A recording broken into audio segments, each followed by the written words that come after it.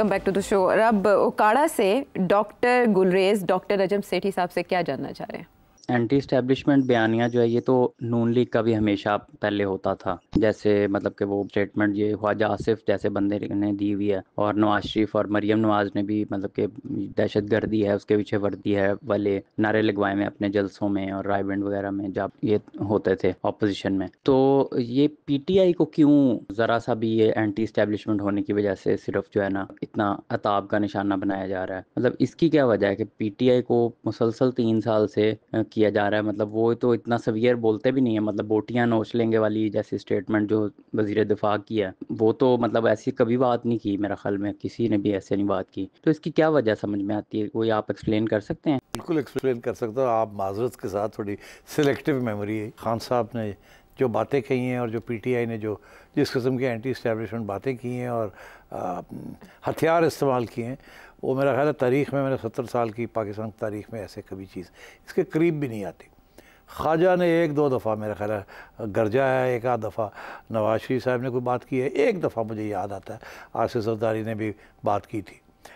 मगर most important कि ये बात करके तो फिर सॉरी करके और आगे बढ़ते हैं और फिर जाके जब ही पालन देते हैं और in the mean while establishment के अंदर तब्दीली आ जाती है, नए चीफ आ जाते हैं तो ये नए चीफ के साथ गपशप मार के जब भी पाके बह जाते हैं। That's why they keep coming back. तो अब खान साहब तो बहुत आगे निकल गए ना। खान साहब के वो तो इल्ज़ाम जो है वो तो एक्चुअली बगावत का भी है ना।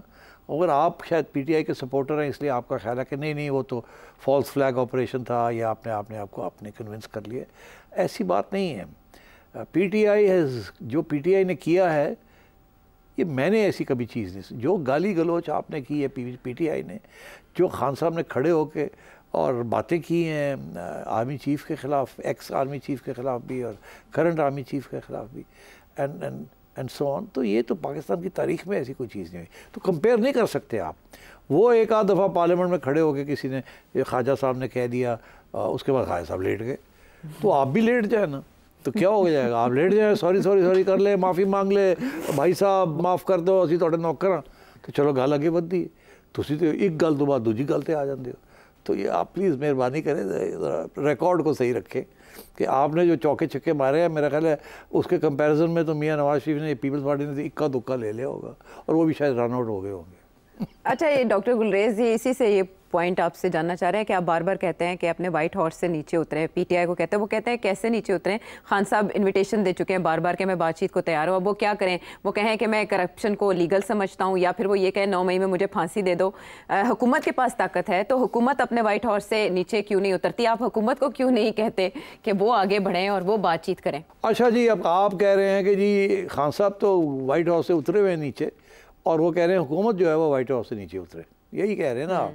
और तो एक्चुअली सूरत हाल मेरा ख्याल है 2 हाथ से ताली बजती है। खान साहब कभी कहते हैं मैं हुकूमत के साथ बात करने के लिए तैयार ही नहीं हूँ, मैं तो इस्टेब्लिशमेंट के साथ ही बात करूँगा। तो ये तो फिर खान साहब नहीं ना नीचे उतर रहे, बिकॉज इस्टेब्लिशमेंट ये कहती है हम तो है ही नहीं गेम के अंदर। गेम के अंदर तो गवर्नमेंट है, गवर्नमेंट से बात करें, आगे डिस्कस करें कि अगली इलेक्शन कब होगी, क्या होगा, पार्लियामेंट क्या आए। आप तो पार्लियामेंट में भी नहीं आते एंड सो ऑन। तो ये नहीं सही बात कि जी गवर्नमेंट तैयार नहीं है। देखिए इस वक्त कुछ 2-3 बड़े संगीन किस्म के इल्ज़ाम लगे हुए हैं खान साहब के ऊपर। One of them is of the 9 May and make no mistake about it. उसके लिए काफ़ी एविडेंस है और मेरा ख्याल है अगले 1 आध दिन में जनरल फैज़ को भी सज़ा हो जाएगी, उसके अंदर भी कुछ चीज़ें निकलेंगी कि क्या हुआ और क्या नहीं हुआ। बट चले, दूसरी बात ये है कि नेगोशिएशंस इसलिए आगे नहीं बढ़ती कि खान साहब को कोई ट्रस्ट नहीं करता। खान साहब इतने यू टर्न्स लेते हैं कि नोबडी कोई गारंटी देने के लिए तैयार नहीं है। नवाज शरीफ साहब के लिए तो सऊदी अरेबिया ने गारंटी दे दी थी ना, और आसिफ ज़रदारी ने तो अपनी गारंटी दे दी थी खप्पे पाकिस्तान। तो एंड सो ऑन। तो खान साहब is not ready to talk. वो कहते हैं मेरी बात होगी या किसी और की बात नहीं होगी। अभी एक प्रोग्राम मैं देख रहा था कि एक हमारे सहाफ़ी दोस्त हैं, वो बता रहे थे कि खान साहब जिस दिन प्राइम मिनिस्टर बने हैं उसके अगले दिन उन्होंने DGFIA और IB को बुला लिया और कहा कि ये लिस्ट है, ये लोग हैं, इनको पकड़ो, अंदर करो, इनके नीचे निकालो, इनके ऊपर क्या क्या और जेलों में डालें इनको। तो खान साहब तो पहले दिन से इस किस्म की इंतकामी कार्रवाई शुरू करने वाले थे और आखिरी पॉइंट आपका कि ये लोग तो सारे करप्ट हैं तो इन, और खान साहब तो बड़े साफ़ सुथरे हैं, इट्स नॉट द केस। माजरत के साथ बिल्कुल ऑनेस्टली जो करप्शन केपी में हुई है पीटीआई ने की है, और जो करप्शन खान साहब की एक्सटेंडेड फैमिली ने की है, वो कुछ छुपी भी बात नहीं है। जो पंजाब के अंदर जो हो रहा था under Buzdar and the friends of the Begum, अब रहने देना इस बात को। जो बात तस्लीम करने वाली होती है, अगर आप वो तस्लीम कर लें तो बात आगे बढ़ती है। अगर आप वही नहीं तस्लीम करते और ये कहते हैं जी ये तो चोर थे, असी साफ सुथरे स्नो वाइट ना थे, ऐसा काम नहीं चलता। अगर आप होते तो शायद things might have been better, but your government, PTI government has not been like that. PTI government was a bad government for 4 years and it was a corrupt government, and Punjab was and KP were the sources of corruption. तो इसलिए ये जिम्मेदारी तो लेनी पड़ेगी ना खान साहब को एज प्राइम मिनिस्टर। ये कार्ड से जी मैंने तो पता ही नहीं सी की हो रहा है, मेरे यार दोस्त करते पे सन, मेरी बीवी दी यार दोस्त करते पे सन, वो जो चीफ मिनिस्टर में लगाया सी जिन्होंने असी क्या सारे ने क्या कढ़ो है तो करप्शन हो रही है, और नहीं जी उन्हें मैं नहीं करना, दिस इज नॉट ऑन ना, बी फेयर। ठीक है। अब शांगला से फजले हादी। पिछले कई प्रोग्रामों में आपने पाकिस्तानी मैशियत के लिए बहुत बुरा आकस दिखाया था, लेकिन अभी सिटी साहब हमने अपनी तवक्कुआत को सीपेक के प्रोजेक्ट्स के साथ लगा दिए हैं, जिसका फर्स्ट पेज मुकम्मल हो चुका है और सेकंड पेज पे अभी काम जारी है, और फिर इसके बाद थर्ड पेज होगा। और खास तौर पर इस प्रोजेक्ट को तो इकोनॉमिक गेम चेंजर कहा गया है, क्योंकि इसमें इंडस्ट्रियल जोन शामिल है, जिसमें यहाँ पे इंडस्ट्रीज लगेगी, और फिर उसके बाद चाइना से बिलियंस ऑफ डॉलर्स की इन्वेस्टमेंट आएगी, और हमारे प्रोडक्ट्स के ऊपर चाइनीज लेबल्स लगेंगे, और इस तरह हमारे एक्सपोर्ट में तेजी आएगी। अब यहाँ पे सबसे अहम सवाल यही है कि क्या सिटी साहब आपको पाकिस्तानी मैशियत के लिए कुछ अच्छे दिन भी नजर आते हैं सीपेक के प्रोजेक्ट्स मुकम्मल होने के बाद? देखिए पाकिस्तान की मैशियत जो है वो संभल गई है। पहले ऐसे डाइव मार रही थी, इस हाइब्रिड गवर्नमेंट ने उसको रोक लिया डाइव को, और अब आहिस्ता आहिस्ता जैसे जहाज़ नहीं टेक ऑफ के लिए तैयार हो जाता, तो ये रेविंग अप हो रही है थोड़ी स्पीड लेने के लिए।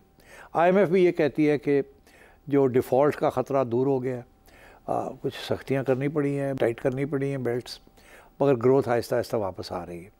आपका करंट अकाउंट जो है वो भी पॉजिटिव हो गया है, इंपोर्ट्स गिर गई हैं, एक्सपोर्ट्स ठीक हैं, बढ़ सकती हैं मगर बड़ी नहीं, मगर इंपोर्ट्स गिर गई हैं। डिवैल्यूएशन हो रही थी वो रुक गई है, बहुत महंगाई हो रही थी वो रुक गई है। अभी तो कह रहे हैं कि महंगाई का 2% से भी ऊपर नहीं है इस वक्त, तो इंडिकेटर्स तो अच्छे हैं। और पहले ये था कि जी 1% ग्रोथ होगी, फिर ये था कि 2% होगी, अब हमें कहा जा रहा है कि 3% इस साल 3%, 2.5% होगी, अगले साल 3.5% पे भी चली जाएगी। तो Aahista Aahista Aahista things are getting right. मगर इसका ये मतलब नहीं खुशहाली आ रही है, वो अभी नहीं आनी। अगर ये ख्याल है आपका कि रातों रात इंडस्ट्रीज़ लग जाएंगी, फॉरेन इन्वेस्टमेंट आ जाएगी, स्टेबिलिटी हो जाएगी, टैक्सेस कलेक्ट होने शुरू हो जाएंगे, it's not going to happen like that. अलबत्ता ये है कि कतरा कतरा दर समुंदर। मगर अगर हिंदुस्तान के साथ ये टेंशन रही, जो कि हिंदुस्तान की कोशिश है कि अब ये सारा वक्त ये टेंशन रहे, उनका ये ख्याल है कि अगर ये टेंशन रहेगी किसी वक्त जंग छिड़ सकती है, तो पाकिस्तान को अपने डिफेंस अलर्टनेस और सिक्योरिटी के ऊपर और पैसे खर्च करने पड़ेंगे। इंडिया की बहुत बड़ी इकॉनमी है, वो संभाल लेंगे, वो 2, 3, 4, 5 अरब डॉलर्स जो है और डिफेंस को दे देंगे, कोई फ़र्क नहीं पड़ता। हमारे लिए प्रॉब्लम, और अभी already military has asked for an increase. वो कहते हैं कि हमारे डिफेंस बजट के लिए पैसे अगले बजट में दें हमें।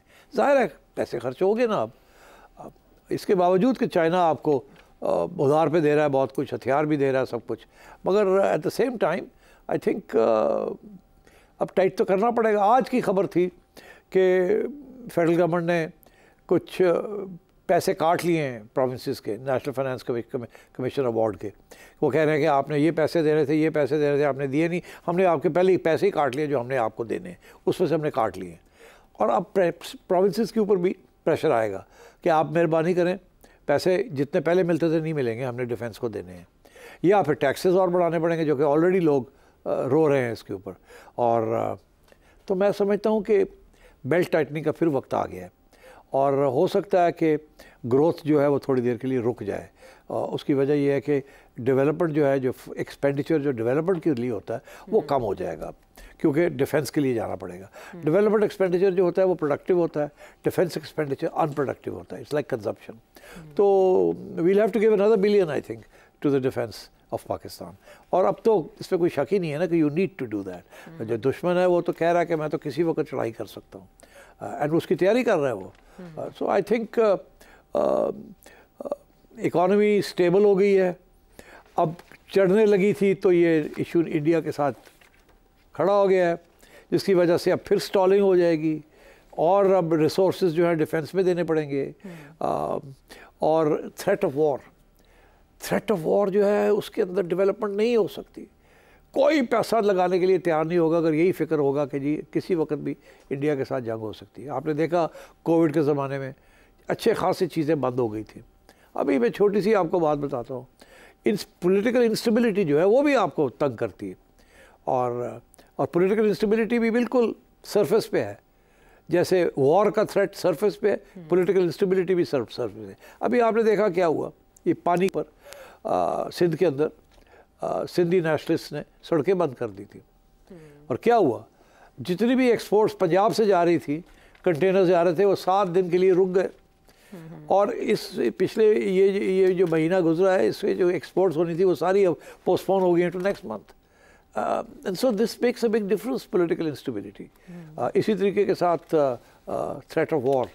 तो अभी आप जो जिस पानी में आप तैर रहे हैं ना, वो काफ़ी वहाँ गड़बड़ है, वहाँ पानी ऊपर नीचे इधर उधर चल रहा है।